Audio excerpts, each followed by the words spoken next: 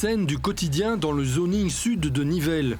Nous sommes sur le terrain de jeu d'ID2Move, un centre d'excellence dédié au système autonome, système au sol, aquatique, mais surtout les drones.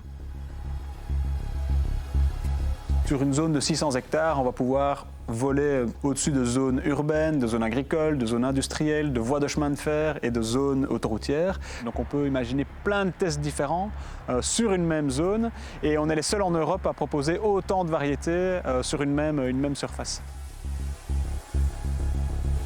Des tests qui peuvent s'effectuer en intérieur, dans un environnement industriel, pour simuler des situations à risque pour des services d'intervention par exemple, mais aussi dans des espaces dédiés au développement qui soulignent le rôle d'incubateur d'ID2Move. On a un équipement, comme vous pouvez voir derrière moi, de caméra de motion capture. Donc on va pouvoir capter le mouvement du drone et analyser très précisément la manière dont il évolue, dans un but d'automatisation des vols et donc éviter d'avoir un pilote qui doit en permanence diriger le drone. Plein de fonctions comme ça et tout ce qui... Ici, c'est le Makerspace, c'est le centre de prototypage d'ID2Move. Donc c'est ici qu'on peut concevoir les différentes pièces ou les drones qu'on fabrique. C'est ouvert aux universités, aux centres de recherche, aux petites, aux grandes entreprises, chacun avec son besoin de prototypage. Ce qui est solide, c'est les disques centraux et tous les formes. On travaille sur un concept de drone qui a un grand rapport charge utile sur poids total. Donc le but, c'est de porter lourd.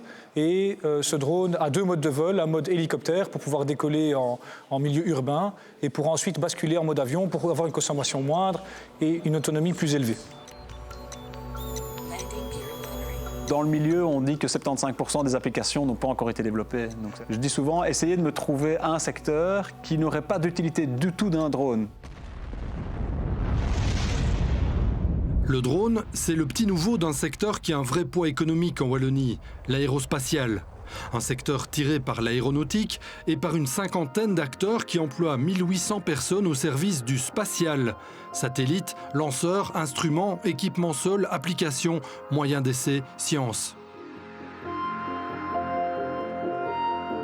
Historiquement, la Wallonie spécifiquement est vraiment active dans tous les secteurs, dans tous les segments du secteur spatial. Le sang du spatial coule dans les veines de la Belgique et de la Wallonie en particulier.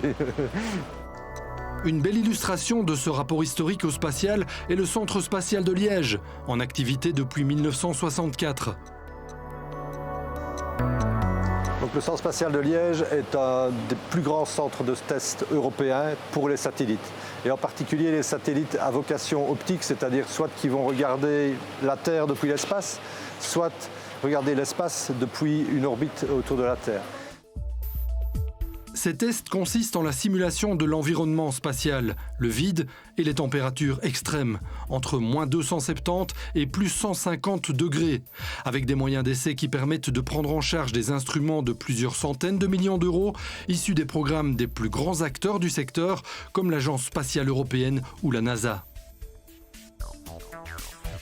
Je vais donner l'exemple d'Euclide. C'est un projet très riche humainement aussi. Pourquoi? Parce que notre client, il est français, c'est Airbus. Le client d'Airbus, c'est Thales Italie, ce sont des Italiens.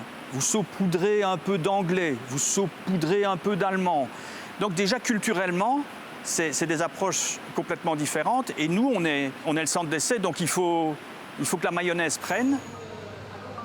Ce que l'Agence spatiale européenne apprécie chez nous, c'est justement notre indépendance. Nous appartenons à l'Université de Liège.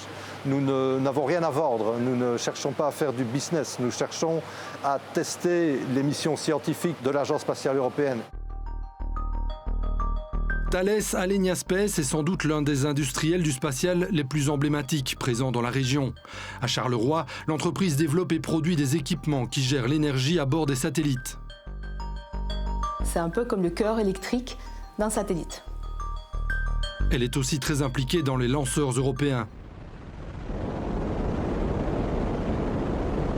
Les lanceurs, c'est une histoire longue ici à Charleroi parce que les équipes ici ont participé dès le début à l'aventure d'Ariane, des lanceurs européens. Et si on pense à Ariane 5, par exemple, il y a environ 50% de l'électronique à bord d'Ariane 5 qui vient de cette usine ici à Charleroi. Tout naturellement, nous participons à l'aventure d'Ariane 6.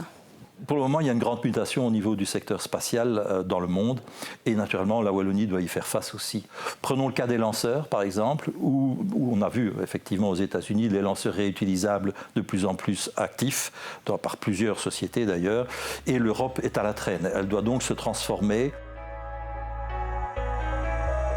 Se réinventer dans ce secteur, une condition nécessaire pour trouver sa place dans le New Space, induit par la privatisation de l'accès à l'espace.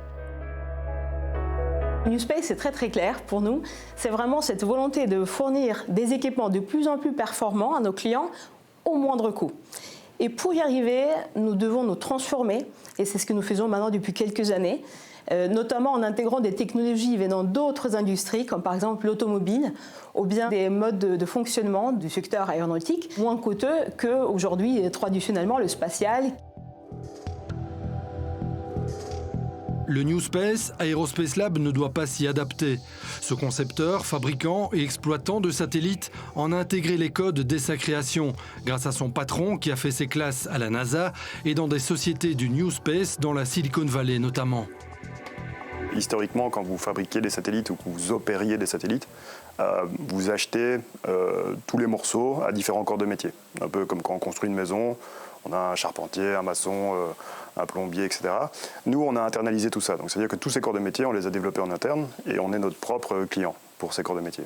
Ça permet des compressions en termes de planning, de coûts et surtout de philosophie de risque. À cette notion d'intégration verticale s'ajoute celle du développement agile, misé sur de fréquents prototypes qui se perfectionnent progressivement pour arriver à un produit parfait, ce qui permet de travailler plus vite, à moindre coût et avec de vraies ambitions. On voit que le New Space américain a été amorcé par des contrats publics et puis a pu évoluer dans le domaine commercial. Ici, les choses sont en train de changer, mais trop faiblement et trop lentement à mon goût. Et du coup, le côté vert à moitié plein, c'est que je vois ça comme une opportunité pour la Belgique et pour nous en particulier de se positionner en leader du marché reste du monde. Donc, pas l'Amérique du Nord, mais tout le reste du monde, on est en pole position pour le prendre. Pour y parvenir, Aerospace Lab espère doubler sa taille chaque année. Tous les acteurs wallons du spatial ne peuvent en espérer autant. Chacun devra trouver son chemin dans le New Space, peut-être via un modèle collaboratif qui débriderait les talents qui ne manquent pas dans nos PME, avec l'appui de structures fédératrices comme le pôle de compétitivité Skywin et en osant investir. Les financements de l'ESA ne sont pas toujours suffisants pour pouvoir adresser ces nouveaux challenges et ces nouveaux défis.